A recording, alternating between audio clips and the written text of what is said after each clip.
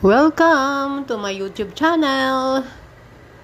Magluluto tayo ngayon ng ginisang zucchini na may sahog na ligo sardinas. Mayroon din tayo ditong patani. Ayan ang sibuyas at saka luya. Hindi tayo gagamit ng bawang. Mayroon tayo dining crabs at sotanghon. At magpainit na tayo ng kawali at lagyan natin ng 2 kutsarang mantika. Cooking show time! Kapag mainit na ang mantika, ilagay na natin ang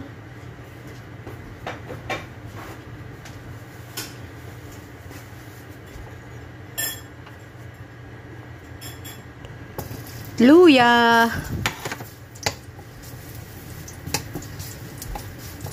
Habang ginigisa natin ang luya, ay isunod natin ang sibuyas.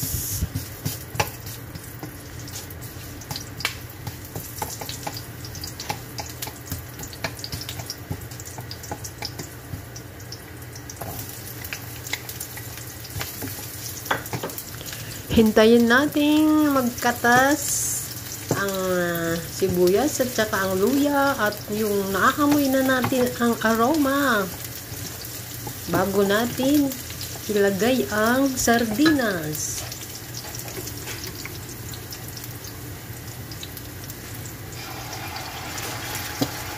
Yan ang sahog natin, sardinas na ligo na maliit.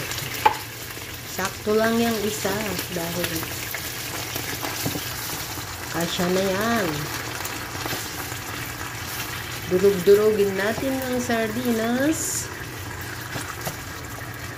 hanggang ito ay maiga at saka naman natin ilagay ang kasunod na sangkap.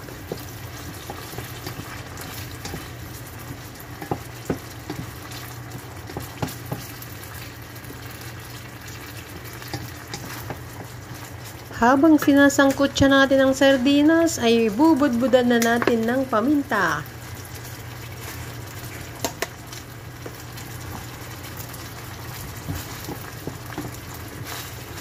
Kayang-kaya natin yung sundan, mga mare. Madaling-madali lang lutuin ang ginisang zucchini. Ayan, ilagay na natin ang zucchini. At halu-haluin ulit natin. Ang zucchini ay kahalintulad din ng upo or patola.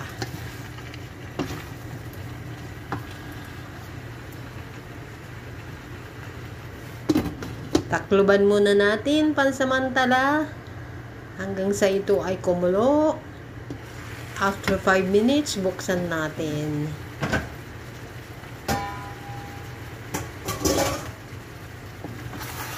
Halu-haluin natin ang zucchini. At bago naman natin ilagay ang isasabaw natin.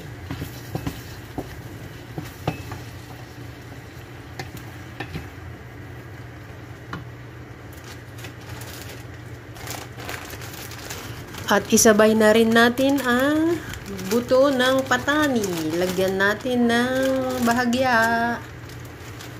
At itabi ulit ang iba. Magagamit natin ulit sa ibang araw na pagluluto. At isabay na din natin yung dry crab na yon. Muli nating halu-haluin, mga mare. Hindi, kay Mary Jane yata siya. Oo, nangangamoy na ang bango ng ating niluluto. Basta mga pinagsisave ko eh. Lalapit na naman ang mga gutom.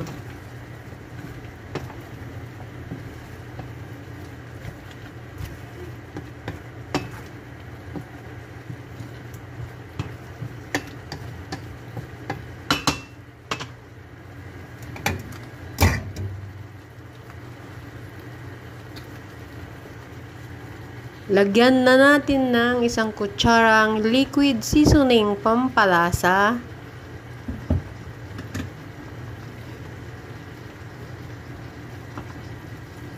At isunod natin ang 2 tasang tubig na pinakasabaw.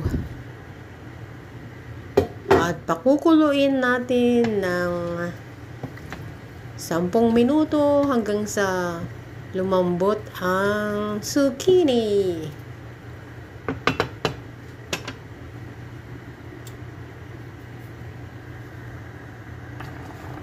At ayan, kumukulo na siya mga mare. Haluin natin ng magpantay-pantay ang pagkakalambot ng ating nilulutong yan.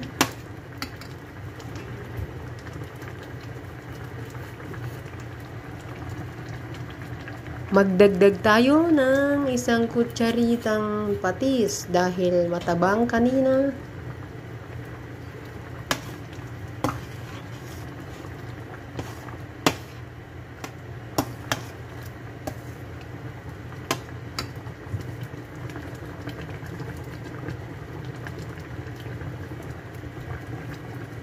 At ilagay na natin yung binabad nating konting sotanghon. Huwag nating kararamihan mga mare ng sotanghon dahil sobrang lalapot na ang ating sabaw.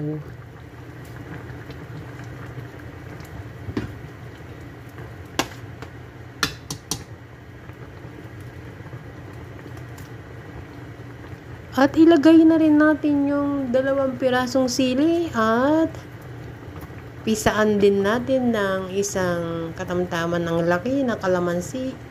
Pampaalis lansa ng sardinas na ating isinahog.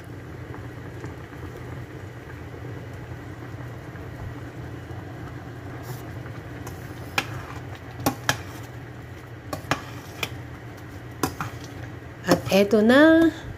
Malapit na tayong makalutong muli ng ating zucchini. At ating durugin yung ating isinahog na crab.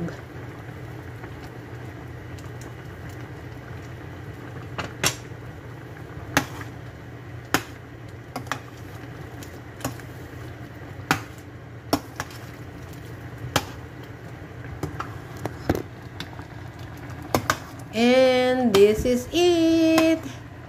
Ready to serve na. Pwede na maghayin. Thanks for watching mga mare.